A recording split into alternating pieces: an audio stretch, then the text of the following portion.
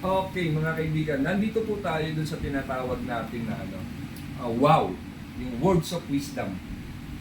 Words of wisdom. Oo, Ano so- ko share to? O yun, oo. Ano yung Meron pwede ba? mong i-share? Oo, ano yung pwede mong i-share sa mga manonood natin, sa mga kaibigan natin, lalo na yung mga gustong subukan ng sculpture, ang brush sculpture actually, na ginagawa mo. Words of wisdom, unang-una, lagi kang magdasal.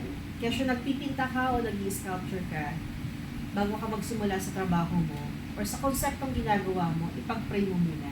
Tingin mo muna yung grace mula sa taas. Kasi siya yung source talaga.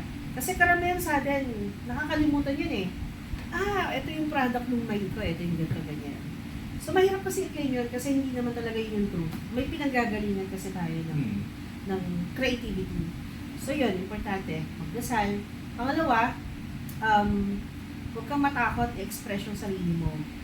As long as na alam mo yung ginagawa mo, alam mo yung purpose ng ginagawa mo, tuloy mo lang, huwag kang matakot.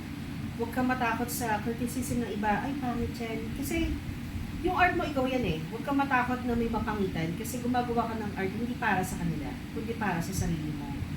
At para dun sa purpose mo. So, maging matapang ka para dun. Tapos, regarding naman sa sculpture, kasi ang sculpture hindi naman para sa lahat. Di ba? Okay. Mararamdaman mo yun sa sarili mo eh. Kung para sa'yo talaga, well, pwede mo subukan.